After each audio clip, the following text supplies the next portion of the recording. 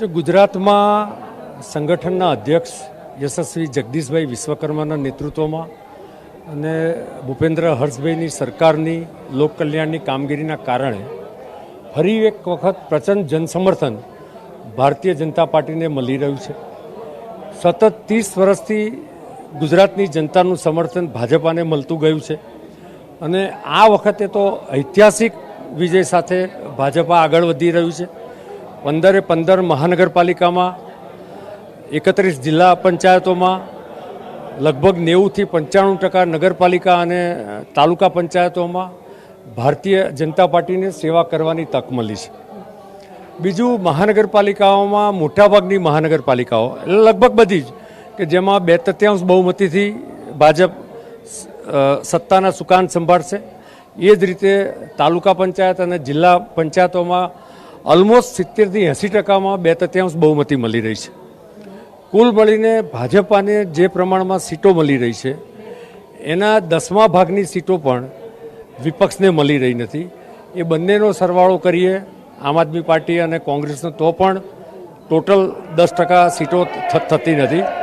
આ પ્રમાણે પ્રચંડ જનસમર્થનનું મુખ્ય કારણ જે રીતે ભારતીય જનતા પાર્ટીનો ચૂંટાયેલો પ્રતિનિધિ હોય કે સંગઠનનો કાર્યકર્તા હોય એ સતત પરિશ્રમ કરે છે. 24/7 365 દિવસ પ્રજાની વચ્ચે રહીને કામ કરે છે અને એટલા જ માટે ભાજપામાં ગુજરાતની પ્રજાને પ્રચંડ વિશ્વાસ છે અને એ વિશ્વાસ પર અમે હર હંમેશ ખરા ઉતરીએ છીએ અને એટલા જ કારણે આ પ્રકારનું સમર્થન મળ્યું છે. બીજું કહું કે આમ આદમી પાર્ટીએ જે રીતે ગુસ્સી ટોક જેવા કેન્ડિડેટોને ટિકિટો આપી, અરાજકતાવાદી લોકોને ટિકિટો આપી અને કોંગ્રેસના રાષ્ટ્રીય અધ્યક્ષશ્રીએ જે રીતે ગુજરાતની પ્રજાને અભણ અને મૂર્ખ કીધી, શ્રીમાન ખડગેજીએ નરેન્દ્રભાઈના આતંકવાદી કીધા જે ગુજરાતનો પનોતા પુત્ર છે, એ જ રીતે અમિતભાઈ શાહને પણ વેસ્ટ બેંગાલમાં અનેક ગાળો દેવાની વિપક્ષે ચાલુ રાખી. એનો જબરજસ્ત જવાબ એ ગુજરાતની જનતાએ આપી દીધો છે. આ વખતે ચોક્કસપણે એવું કહી શકાય કે જે પ્રકારે ભાજપાને બેઠકો મળી રહી છે, જવાબ મળ્યો જ છે કોંગ્રેસના આક્ષેપોનો, આપ તરફથી પણ આપના આક્ષેપોનો.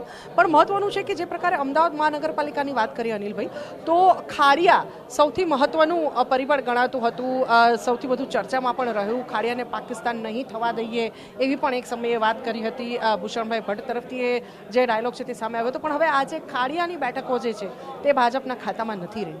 શું કહેશો? કમનસીબે ખાડિયાની બેઠક 700 મતના માર્જિનથી જ ગઈ છે. એની સામે ગઈ વખતે અનેક સીટો એવી છે કે જેમાં અમારી પેનલો તૂટી હતી. એ બધા જ વિસ્તારોમાં અમરાઈવાડી હોય કે લાભા હોય કે ચાંદખેડા હોય, આ બધી જ જગ્યાએ ભારતીય જનતા પાર્ટીની પેનલ પ્રચંડ માર્જિનથી જીતી છે. શાહપુરમાં પણ ભારતીય જનતા પાર્ટીની પેનલ જીતી છે અને અમને સંપૂર્ણ વિશ્વાસ છે કે ગઈ વખતે જે અમદાવાદ મહાનગરપાલિકામાં 159 બેઠકો મળી હતી એના કરતાં પણ વધુ બેઠકો આ વખતે જ્યારે અંતિમ રિઝલ્ટ ડિક્લેર થશે ત્યારે ભારતીય જનતા પાર્ટીને મળશે. આ વખતે અમદાવાદ મહાનગરપાલિકામાં ખાસ કરીને જે મુસ્લિમ વિસ્તારો છે, તાણી લીમડા છે, શાહપુર છે, આ બધા વિસ્તારોમાં શું સ્થિતિ લાગી રહી છે? શું જોઈ રહ્યા છો પરિણામો પરથી? જો શાહપુરમાં અમને સંપૂર્ણ સમર્થન મળ્યું છે. અમારા 4 કેન્ડિડેટ જીતી ગયા છે. બીજા અન્ય એવા વિસ્તારો જે છે જ્યાં લઘુમતી સમાજના લોકો છે ત્યાં પણ ઘણી બધી જગ્યાએ અમારી સંપૂર્ણ પેનલ પણ આવી છે. કુલ મળીને સર્વ સમાજના, સર્વ ધર્મના લોકોનો અમને સમર્થન છે. શાહપુરમાં પણ અનેક લઘુમતી સમાજના લોકોનું સમર્થન છે. ખાડિયામાં પણ સમર્થન મળેલું હતું. પરંતુ પરંપરાગત કેટલાક વિસ્તારો જે એવા છે કે જ્યાં ગઈ વખતે પણ અમારી સીટો નથી આવી, ત્યાં પણ કદાચ આ વખતે હજુ આવી નથી અને હજુ કેટલાક વોર્ડનું કાઉન્ટિંગ બાકી છે. એ ફાઇનલ થશે એટલે 159 કરતાં અમારી સીટો વધશે. ખાસ કરીને આપની વાત કરીએ, સુરતમાં જે ગત ચૂંટણીમાં 27 બેઠકોનું ખાતું ખોલ્યું હતું, આ વખતે પણ ક્યાંક ક્યાંક સુરતમાં આપનું ખાતું ખુલી રહ્યું છે. આંકડાઓ સામે આવી રહ્યા છે અને સાથે સાથે જ તાલુકા પંચાયત, જિલ્લા પંચાયતમાં પણ આપ અને ખાસ કરીને કોંગ્રેસ આગળ વધી રહ્યા છે. વિપક્ષી સંદર્ભમાં શું કહેશો? જો મને જે પ્રમાણે સુરતના સમાચાર મારી પાસે છે એ પ્રમાણે સુરત મહાનગરપાલિકામાં ફરી એક વખત જેમ ગઈ વખતે કોંગ્રેસ 0 હતી એ જ રીતે આમ આદમી પાર્ટી 0 તરફ પ્રયાણ કરી રહી છે.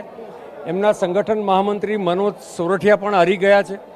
આખા ગુજરાતની પ્રજાએ આમ આદમી પાર્ટીને જબરજસ્ત જાકારો આપ્યો છે અને ઇવન કોંગ્રેસને પણ જાકારો આપ્યો છે.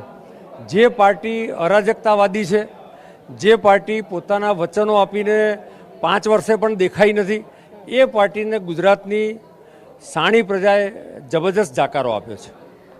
આજે પરિણામો સંદર્ભે વાત થઈ. નીલભાઈ, હવે વિજયોત્સવની વાત કરીએ તો કયા પ્રકારે ગાંધીનગર અને અમદાવાદમાં આયોજન? એ ચોક્કસ અહીંયા મળતી માહિતી પ્રમાણે ગાંધીનગર કમલમ ખાતે માનનીય મુખ્યમંત્રીશ્રી અને અન્ય અમારા પદાધિકારી પ્રમુખશ્રી એ લોકો પણ લગભગ આવશે અને કર્ણાવતી મહાનગરમાં જેપી ચોકમાં જ્યાં ભારતીય જનતા પાર્ટીનું જ્યાં પહેલાં પ્રદેશ કાર્યાલય હતું, જ્યાંથી ભાજપાનો 1987થી ઉદય થયો આખા ગુજરાતમાં, એ સ્થળ પર ફરી એક વખત આજે જનતાનો ઋણ સ્વીકારનો અભિવાદન કાર્યક્રમ થશે.